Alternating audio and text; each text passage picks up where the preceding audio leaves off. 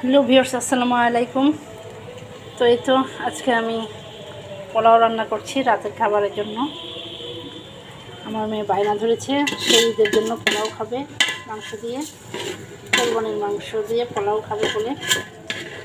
আর আগামীকালকে থেকে আমাদের ননদের ছেলের বিয়ে শুরু হবে। কালকে হলুদ থেকে বিয়ে, বউ ভাত। আমরা ছেলেপক্ষ, কালকে হলুদ, পরশু বরযাত্রী, আর হচ্ছে সোমবারে বউ ভাত। তো বাচ্চারা এরই মধ্যে বায়না ধরেছে সে পোলাও খাবে। নিজের বাসায় একটু পোলাও মাংস না করলে কি হয়, তাই ভাবলাম পোলাও একটু করি। তো এই তো এখানে পোলাওর চাল দিয়ে দিয়েছি, বেরেস্তা করে নিয়েছি। এই যে দেখুন, পোলাওয়ের বেরেস্তা করে নিয়েছি।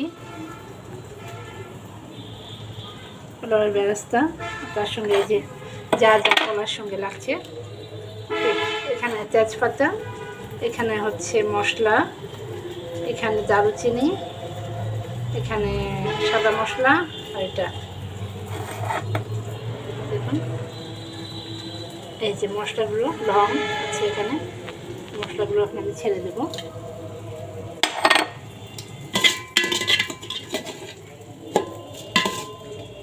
জয়ত্রীর মতো জয়ফল দিলাম।